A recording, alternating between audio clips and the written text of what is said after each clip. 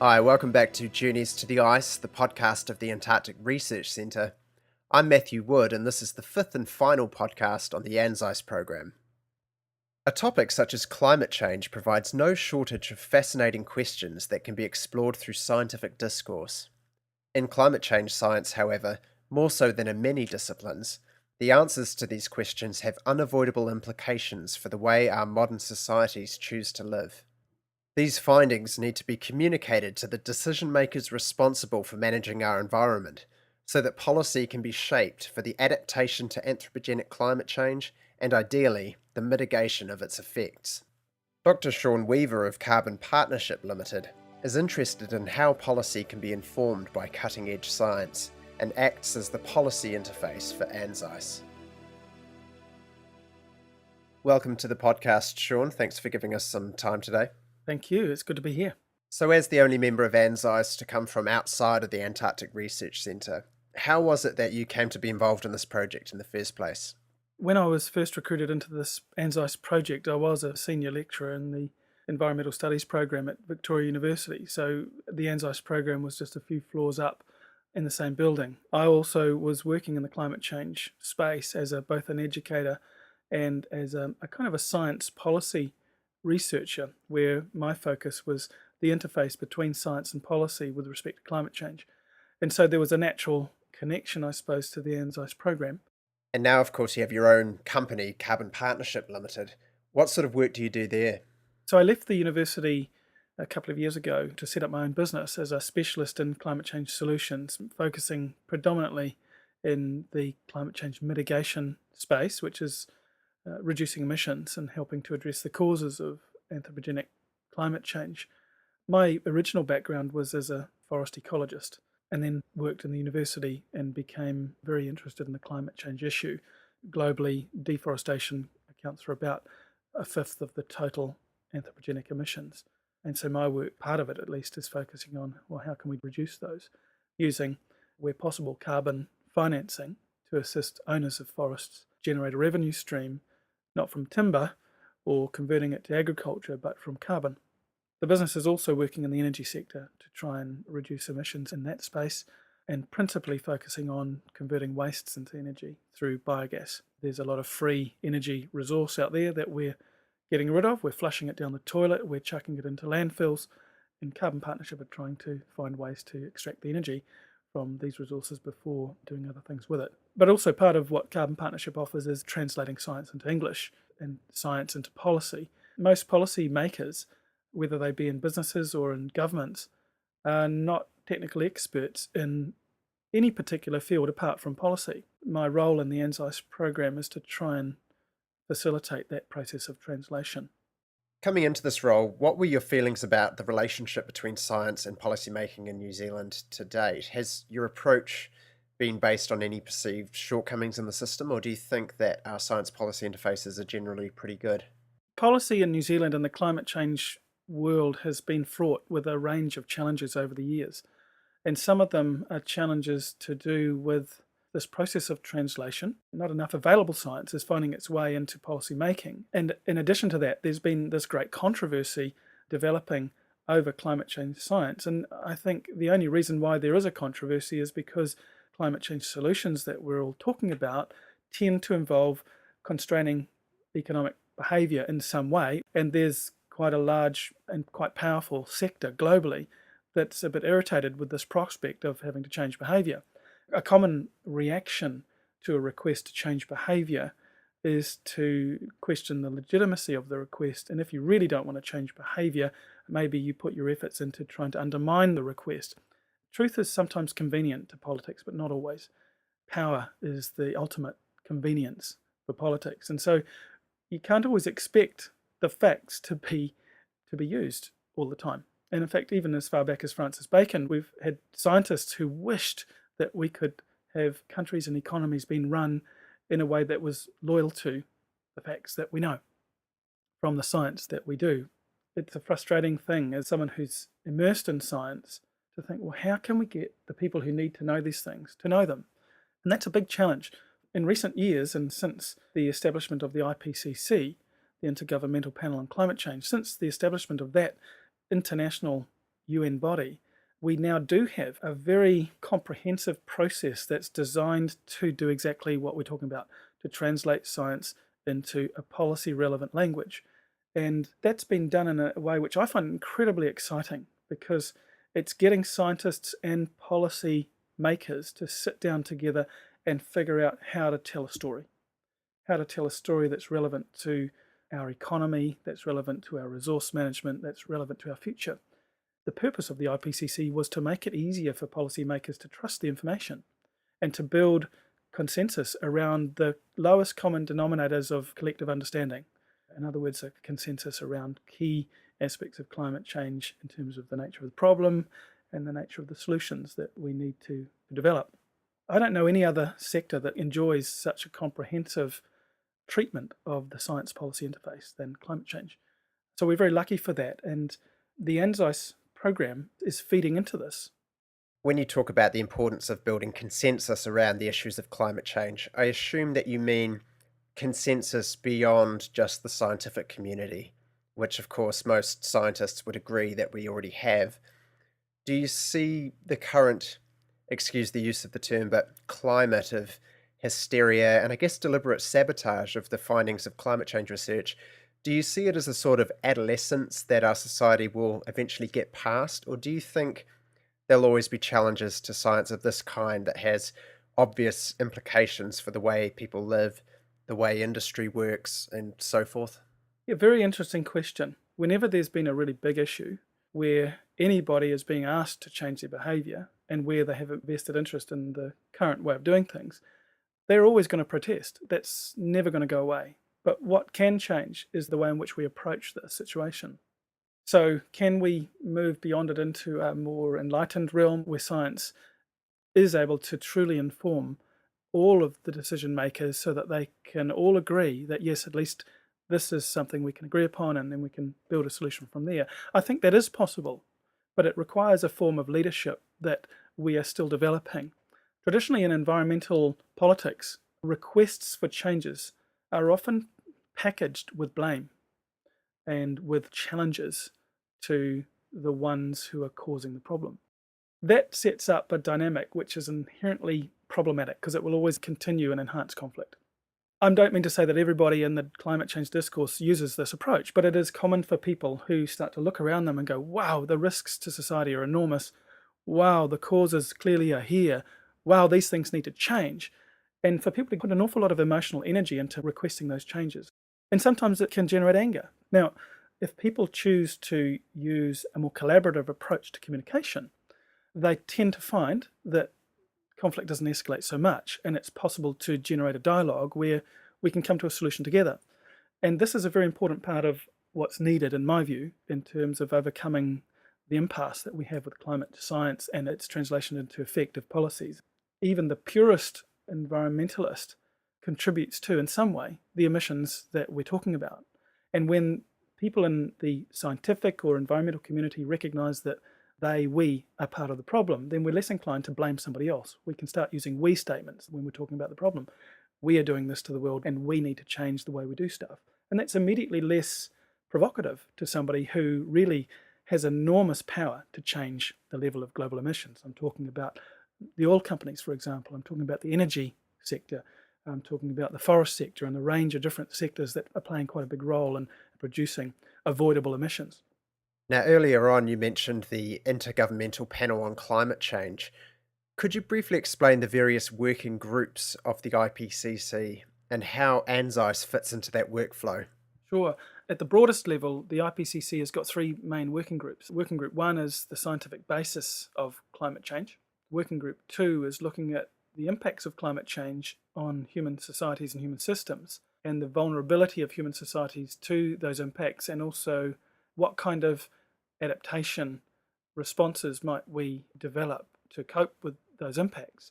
And the third working group deals with mitigation of climate change, and in the climate change language, mitigation focuses very much around reducing emissions, mitigating the underlying causes of anthropogenic climate change. So those are the three broadest levels, and the ANZICE program fits into the first one of those working groups, which is the scientific basis of climate change, Some of their work may even also be relevant to Working Group 2 in terms of impacts. Well, in fact, that is certainly true. So it straddles a bit of Working Group 1, Working Group 2. So, what are some of the preliminary findings of the ANZICE program that stick out in your mind as having obvious implications for future policy development in New Zealand? We know, for example, that there's going to be a response to warming from our glaciers. And we're learning from the ANZICE research that the glaciers are very, very sensitive to even quite small changes in temperature. So we can then start to understand what kind of implications that will have for future stream flows and water supply and electricity supply and so forth in our southern Alps. That's one example.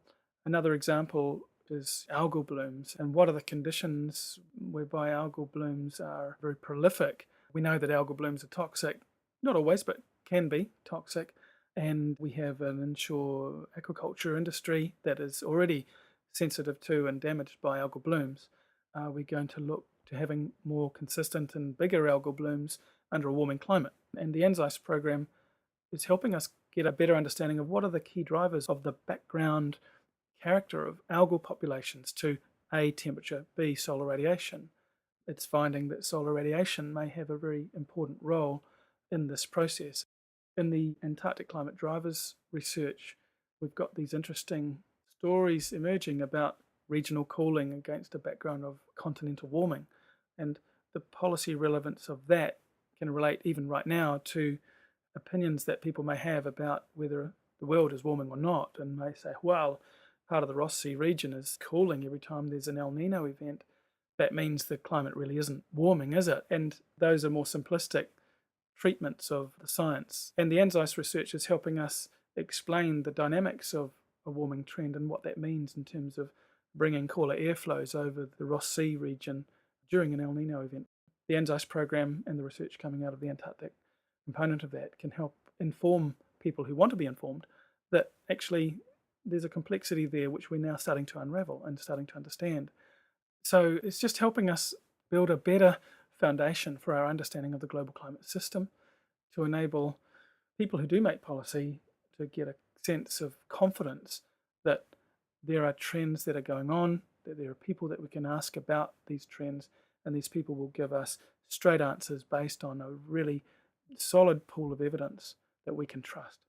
With there still being at least a year to go for the research phase of ANZICE, I guess at the moment it's early days, especially in terms of your own involvement with the program. When that science is complete, peer-reviewed, and on its way towards that fifth assessment report of the IPCC, will you also be communicating those results to the New Zealand government directly? What's the nature of that sort of domestic policy interface? I think there's a need here for us to strategically think about where can this research be most useful to policy making right now. One of the challenges in this connection between science and policy is that policy makers and policy making tends to demand a higher level of certainty than science will ever deliver. We are building our understanding of these systems and generating a forecast of risk within an error margin. At the moment, the policy world in New Zealand is still grappling with whether or not climate change is a concern to be worried about. We still have local government and even people in central government who are wondering whether or not we should be doing anything about climate change. So it's relevant in that respect already. And some of the most relevant policy responses is to make sure that we're funding science in the right places so that we understand these systems better, so that we're building on that foundation rather than building some other foundation that's less useful for society. So I suppose that's one of the areas that we will need to focus on. And another area will be where the results of the ANZICE research are starting to signal places in strategic economic development and resource management where we might need to keep a much more closer watching brief. Any projection into the future can never be proven until after the event. So if you want to think about the risks of the shutdown of the thermohaline circulation in the North Atlantic, which would transform the climate and the economy of Northern Europe, we're dealing with things that haven't yet happened. So we're trying to deal with minimizing the risks of them happening. This is a quintessentially environmental management and policy problem because in many situations, environmental policy and management is trying to prevent certain things from occurring that if they were to occur, they would be A, quite damaging, B, permanent. Extinction is a good example. And the same is true with certain resources like the climate, like the fact that we have an economy in New Zealand that's based on the intersection of good soils with good water supply.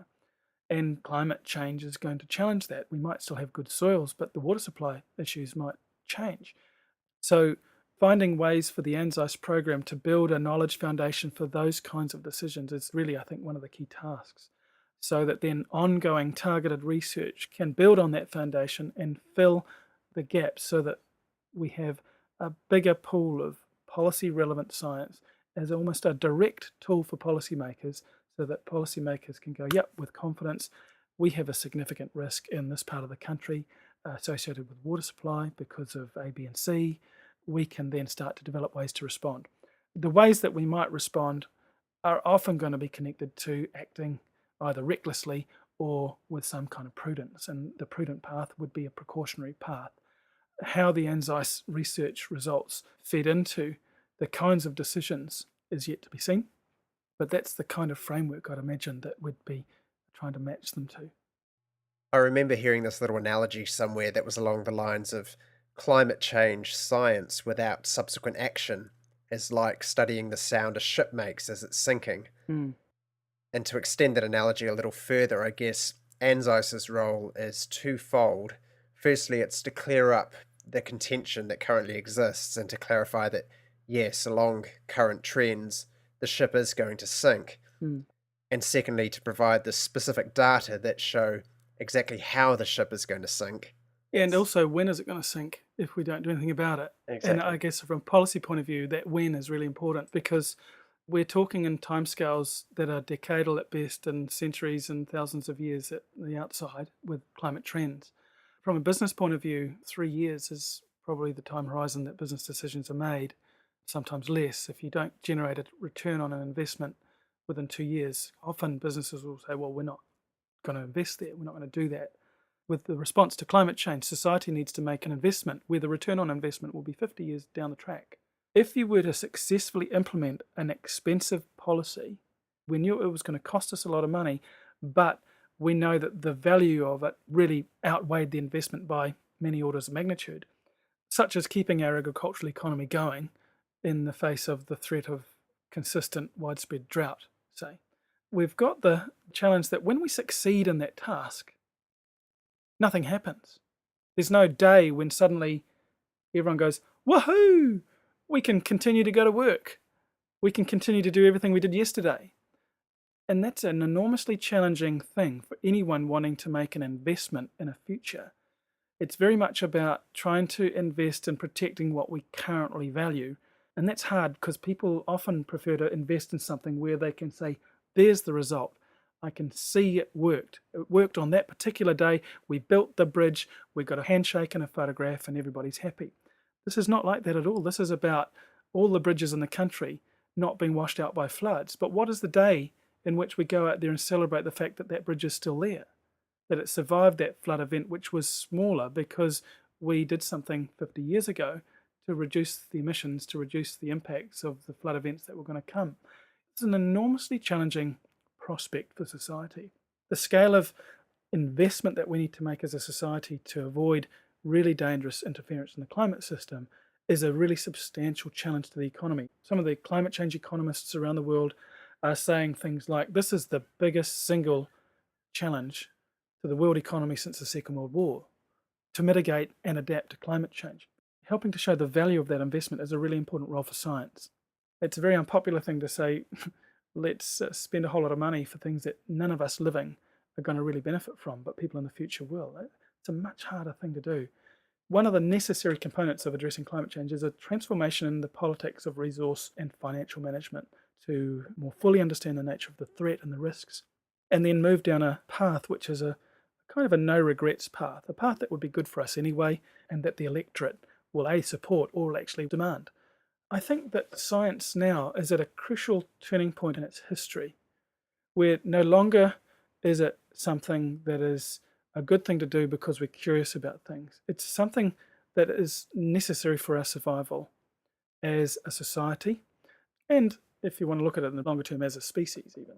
But certainly as a society, as a global society, science will help us, but to be most helpful to us, it needs to focus very much on what society needs and have a very close conversation with the non-scientific components of the world, which is the vast majority of the population, about how to best work together so that we get the biggest return on our investment in science.